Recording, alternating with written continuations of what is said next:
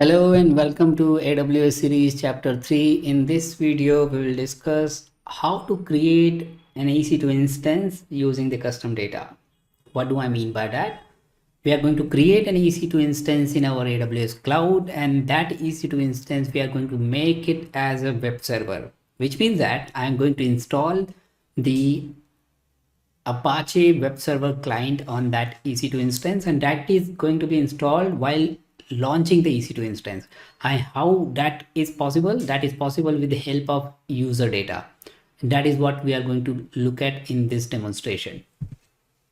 So first of all, let's understand what is user data. User data is a feature of Amazon EC2 that allows you to automatically run a script or commands when the EC2 instances launch or start for the first time. Think of startup instruction for your virtual machine, right? Think of user data as a startup instruction for your virtual machine.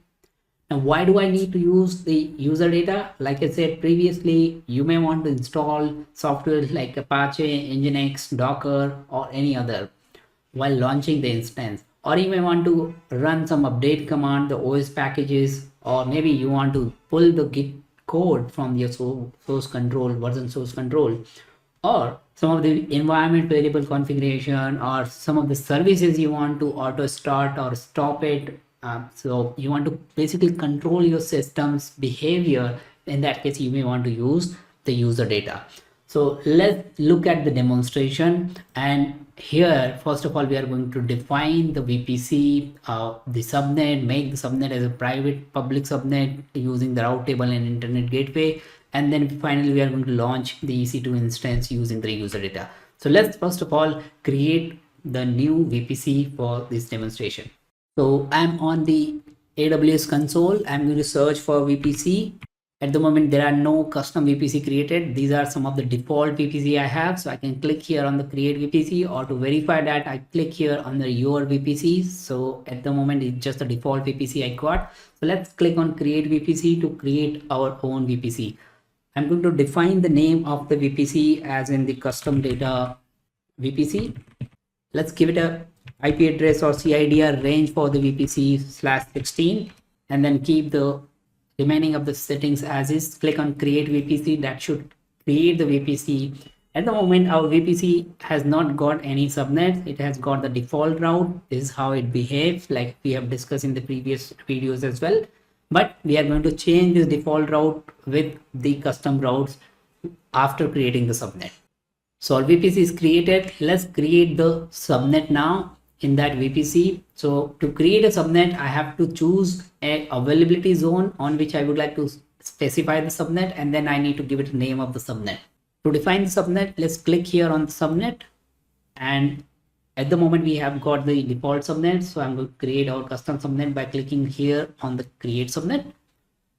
To create a subnet, you need to specify on which particular subnet you would like to define, on which particular VPC you would like to define your subnet. So I'm going to specify the VPC we have created just now. Next, you have to give the name of your subnet. So in this case, you have to define the name here, and then you need to choose the availability zone, and then you have to specify the CIDR range, right? As you can see, for availability zone, it is given that if you do not choose the availability zone, then AWS will decide any availability zone. So in single region, to make a region highly available, any cloud provider would have minimum 3 availability zones. So you can see that in the region which I have been right now, which is Asia Pacific region, currently I have got 3 different availability zones. So let's quickly give the name of our subnet. So I'm going to call it as a public subnet, and I'm going to specify the subnet on the first availability zone. So I'm going to decide where I would like to deploy my subnet. As this subnet is going to be deployed in first availability zone, that is suffixed with 1A, I want to give my subnet suffix as 1A as well, so that I know that the subnet is defined in the availability zone 1A. Next, let's give it an IP address range. So I'm going to give 1.0/24, so that I have 256 IP address out of these entire IP address range box. and the rest of the settings we are going to keep it as is. Let's click on create subnet. Our subnet is ready now. Next we have to define the route table within that subnet. So while defining the route table, you have to define on which particular virtual private network you would like to define the route, and you need to attach this route to the subnet. So let's click here on the route table, click on create route, define the name of the route. So it's custom data route table, the name, and you need to give the VPC like I mentioned, and then just click on define the route. When you define the route, by default, whichever VPC you have selected, the default local route is created, which indicates that the traffic within this particular virtual network will be allowed, because that's going to be a local traffic. So that is going to be allowed. That's the meaning of the route. Now on top of that, if you would like to define the different route, you can anytime click here on edit route and define the routes. Next we have to attach the route subnet, and this is the option we need to select, associate subnet, right? So let's click on associate subnet.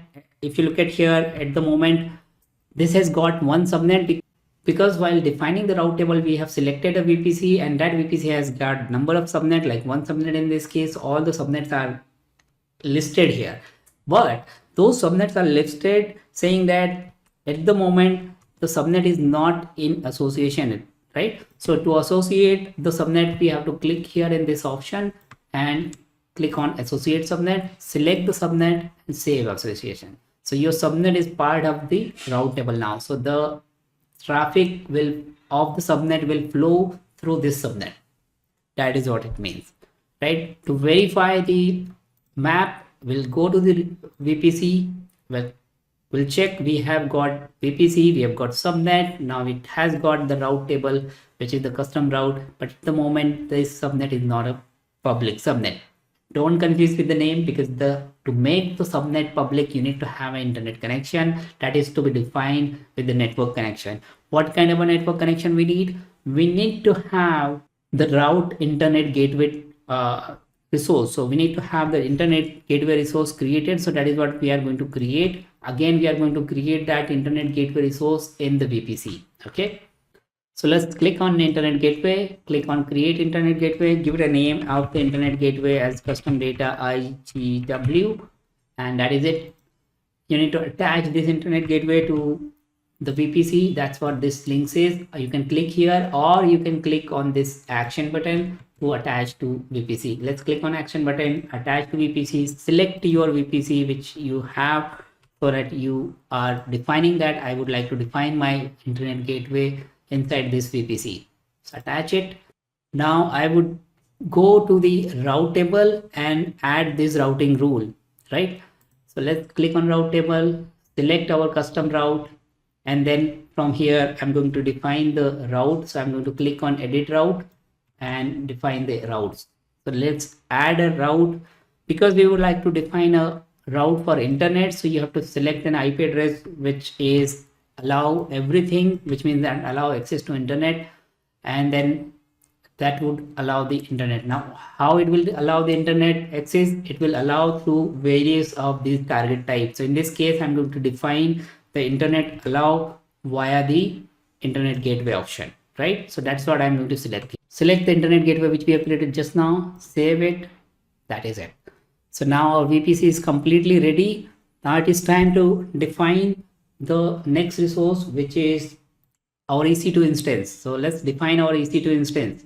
Search for EC2 launch instance, and here you need to give the name of your EC2. I can give any name, whatever you would like to give, custom data EC2, and the option what we have got is the application in OS image. So at the moment the OS image selected is the Amazon Linux image, but if you want you can select the different flavor of Linux like Ubuntu, Red Hat, or you can go for Mac OS and Windows type of image as well for the demonstration. As we are talking about the setting up a Apache Linux web server, so I'm going to keep the Amazon Linux as default image or default OS type, and if you want to specify the image type from this for this OS, then you can select from this drop down. The architecture we are going to keep it as is, which is our x64-86 type of architecture. So that is what we would like to keep it as is. Next we have the instance type, which is basically defining the power of your EC2 instance. At the moment, the selection by default is T3 micro. Maybe while you're creating your own EC2, this selection might be upgraded to T4 or something else, right? So, but if you would like to change the selection to something else, you can change it. I'm using my AWS free tier, hence I would not be able to use the other option apart from free tier which are available or listed here, because some of these options which you see here are basically disabled for me because I'm on free tier. So let's keep the selection as is. As this is a Linux type of machine, you may need to SSH to this machine, and for this reason you need to have a key pair. So you can create a key pair right here from this option like we have done in the previous demonstration, or you can select the existing key if you have it here from this selection. So let's click on create key pair. I'm going to create the custom data EC2 key. That's the name I would like to give to my key. This will generate the key, PIM key, and it will download the key on my machine as well. So next important setting is the network setting. So by default, like we have discussed previously as well, by default this network setting or the default network is selected, right? And there is no preference for the subnet, which means that whatever public subnet which is available within that virtual network, it will be automatically allocated, or your machine will be created in any of these subnet. By default, the public IP is enabled and the security group is selected so that we can SSH to it. But we would like to create a machine in our custom VPC. So let's click on edit, select our VPC, our custom data VPC, select the subnet in which you would like to deploy the machine. Currently, I just have one subnet, so I'm going to keep it as is. Define the IP address. So if you pay attention here, right now it has disabled because we are using the custom VPC. This option is disabled, but for the demonstration and intentionally we would like to have the public IP of this machine enabled, because we would like to keep or access to this machine from the internet from my workstations, hence I need to have the public IP enabled. I'm going to keep the security group settings as is the way it was, so that it has access to SSH, as you can see from here. In fact, I need to have a HTTP rules created because we are creating a web browser. So I'm going to access that web browser on the HTTP protocol. So in that security group, I would like to add a new rule. So let's click on add security group rule. And here I'm going to specify the HTTP option, which is this one listed here. And HTTP says that it will allow the access to your machine on port number 80. Now the custom source from where you would like to access this machine, I would say anywhere. I can also say that it from my machine, from my IP, but for the demonstration, I'm going to keep it anywhere. That is fine. All right. Now, next important setting is you will find about the custom data in the advanced settings detail or advanced detail. So click on the advanced detail. It will expand this accordion control. If you scroll it down at the bottom, you would find the detail about the user data section, which is here. So I'm going to simply paste this script, which is going to update the yum. It will install the HTTPD, it will start the HTTPD, and it will also start the HTTP, enable the HTTPD service. And for creation of the index.html page, I am simply creating this index.html page. Let me just add the tag, which is h1 tag. So this h1 tag, so it will be highlighted in the bold, and that will basically install, or when the machine is going to run or launch, this script will run. Along with that, if you don't want to paste the script, you can upload the file, the user data file as well, or you can upload the base64 encoded or paste the base64 encoded file as well, and select this option that this code, whatever you are pasting, is the base64 encoded, because anyways, whatever code you are writing here, that code will be converted to base64, add and attached to the machine, and then this base64 encoded code will be launched run or executed after the launch of your machine at the very first time. Let's click on the launch, and that should launch the EC2 instance and also the web server as well. So our EC2 is successfully created. I'm going to click here on this instance type. That should open my instance. If you pay attention to this, I have got the public IP address, I have got the private IP address allocated to that particular machine, and that is allocated from the subnet and the virtual network which we have selected, right? Now to connect to this machine, we can click on this connect option. There are multiple options to connect to the machine. One is using this, which is connect using the EC2 instance type, which means that it will open the machine connection or EC2 connection on the browser tab, or there is another option like you can use the local client like putty to connect your machine using this SSH command, which is given here using the public IP address, right? So let's click on this connect option so that it opens the connection on the browser, just to demonstrate that whether we have access to the EC2 instance or not, right? That is test number one. I can also use the ping command to ensure that it has connection to the internet or not. So that proves that it has connection to internet and we are able to connect to Google. Now, but that is not the objective we were looking for. We wanted to ensure that our custom data, whether it has successfully run or not. So let's copy this IP address and just open it in the browser. So I'm going to use HTTP colon, because we have opened the port on the port 80, which is HTTP. So let's see if that is working. Yes, it is. You can see that on the HTTP port, our machine has launched and we got the message what we have mentioned in our HTML web page, right? I can also verify the same thing right here from the section. So let me just terminate this. And then if I go to, or if I simply, right, and I can also check the status of system HTTPD settings, system CTL, which is for the service status HTTPD.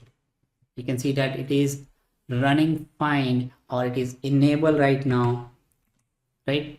So let me just show you. That's the one I'm talking about, right?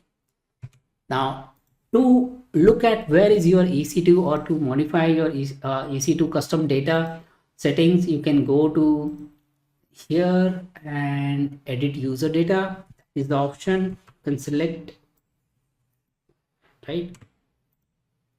Click here. That's your data, user data, which we have added. This just to verify, and that has launched successfully. That is it in this demonstration. I hope you have found this useful, and please do consider subscribing to the channel if you haven't already. Thanks for watching it. See you in the next video.